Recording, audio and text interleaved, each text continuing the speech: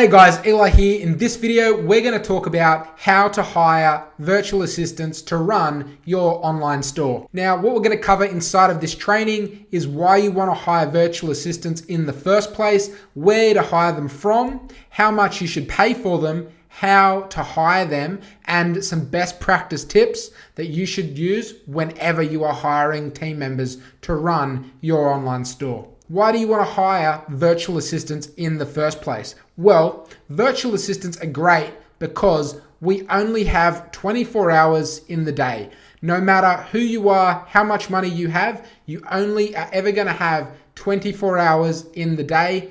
And the reality is, when people are starting out, most people have a 9-to-5 job and they have very limited time when it comes to how much time they can actually dedicate to their business. Okay, so virtual assistants are great when you're starting out because they allow you to really focus and put all your time and all your attention on activities that can actually grow your business. The exact same thing goes even if you are doing well inside of your business.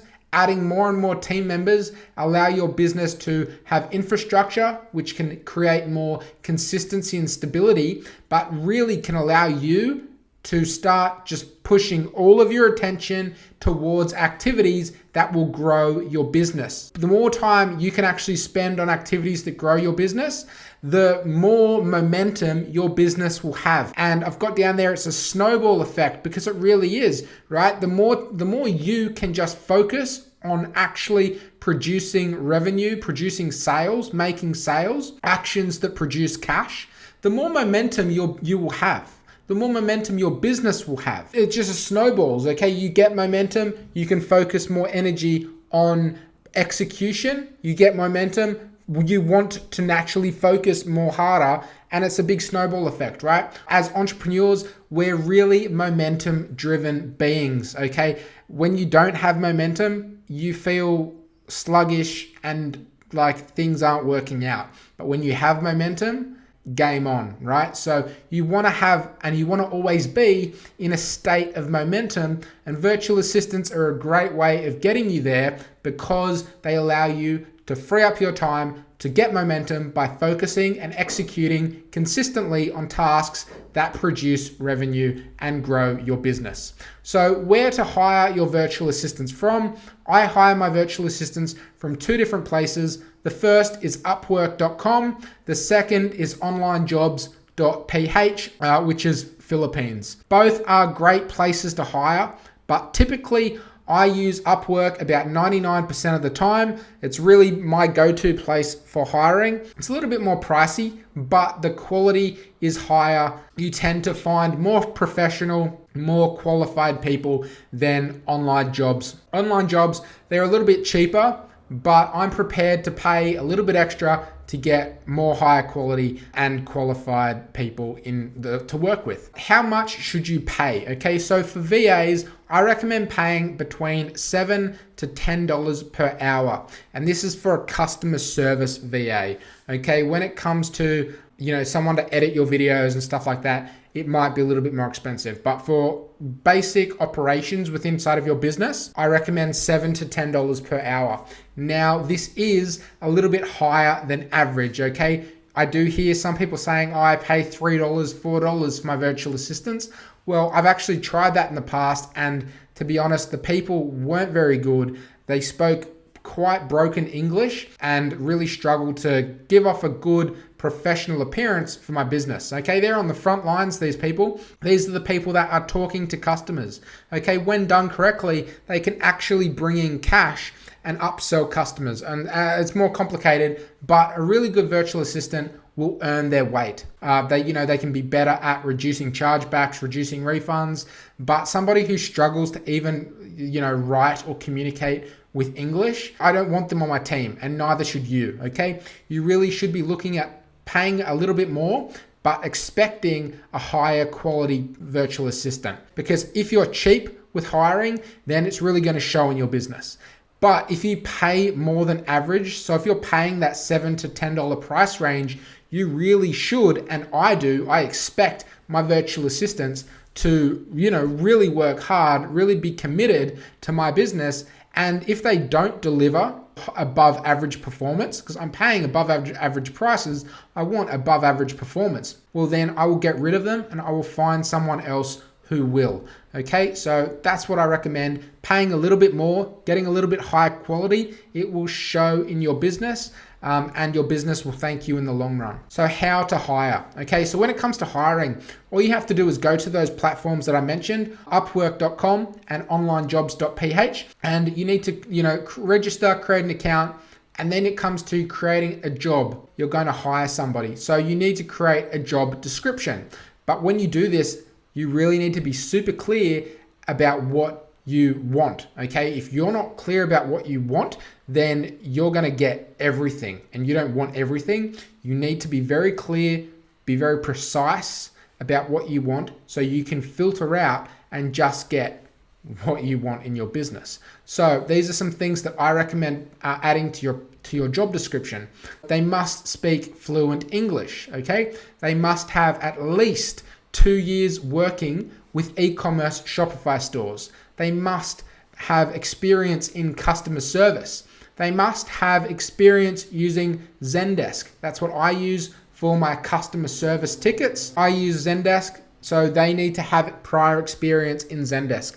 I don't want to train somebody from scratch how to use this. I just want somebody who already understands the platform. They also need to have experience handling refunds, returns, and chargebacks. I'm really looking for somebody as well who can take initiative, not somebody who comes to me every problem. I'd much rather somebody say, hey, I tried this. I'm not sure if it's right or wrong, but I thought that this was the solution to the problem.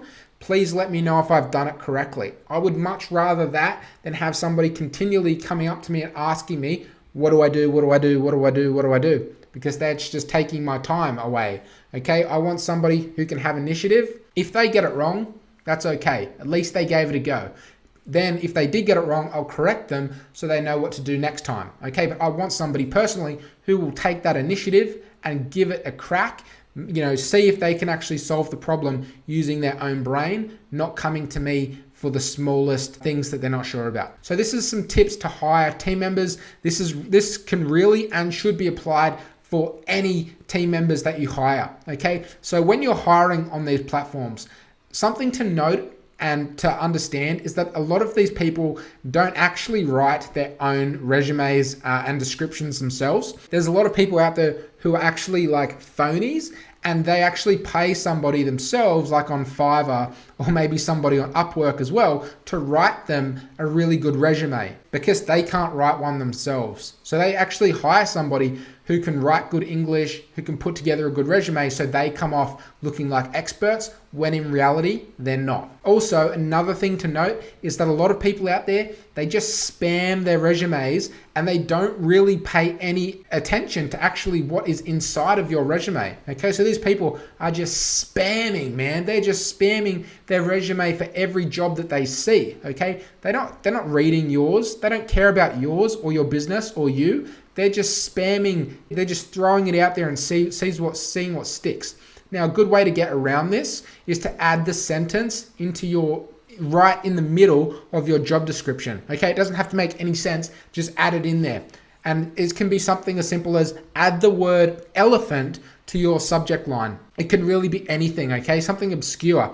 Add the word blue, add the word whatever, doesn't matter. I just said elephant, for example, and in the subject line, okay? So you can see straight away the people who have added in the word elephant are the people who've actually taken the time to read through your job description and they've added it to the subject line. So anybody who doesn't have the word elephant in the subject line, well, you're not even going to bother opening that email because you know they one, either can't follow instructions, or two, haven't even taken the time to read your resume. So make sure you add in the line somewhere right in the middle, and that will filter out straight away the people that don't follow instructions or don't take the time to actually read the jobs. The second tip is to hire slow and fire fast. Don't just take the first applicant. Get on the phone with each of them, each of the ones that you like the look of, and then speak to them. Get on the phone, get on Zoom, get on Skype, try and do some FaceTiming. Then you can ask them some questions. Ask them, hey, what would you do if this situation came up? Hey, how would you respond to an email that said this? Okay, ask them a few questions, get to know them, but also validate them as well. And if they're not performing, so hire slow. So take the time in the hiring process to hire these people, okay? Don't just rush into hiring somebody. You're making a commitment to them. They're making a commitment to you, okay? So you wanna make sure you're hiring the right person, but also fire fast. If that person is not living up to your expectations, cut them, okay? Cut them and find somebody else. There's a lot of fish in the sea when it comes to virtual assistants. You do not have to put up with somebody who is not performing at the level that you're expecting. And when it comes to setting your expectations, a great way to do this is to set KPIs. This is something that I do with all of my virtual assistants. And I recommend that whatever you hire out, that you understand and have actually done the task yourself. Okay, so when you can actually say, I've actually replied to emails myself, I know that I can reply to 20, 30 emails in an hour. I expect you to be able to do either match that or preferably do better than what I can do, because you've set that standard, you've set that key performance indicator for yourself. You recognize that you can do this, so therefore they should be able to do it or outperform you, okay? That's what you're paying for. If they don't match you or better you, then find somebody who can, okay? It's very simple. You've set that KPI, you've set that benchmark, you understand what they should be able to do, providing you're not like a computer wizard, right? If you're just an average computer user like myself, I know I can reply to X amount of inquiries in X amount of time, so should you. If you can't, I will get rid of you and I will find somebody who can. That's 3 great tips that you should use whenever you are hiring any team member. That's it. So moving forward, if you got some value from this video, please give a like, comment, and a subscribe. Come join the e-commerce revolution Facebook group. It's in the description below. Check out the quick start pack. It's a super affordable pack that I created to really help save you time, energy, and money. Okay, so the link for that is in the description as well. And that's it for this video, guys. I will talk to you soon. Bye.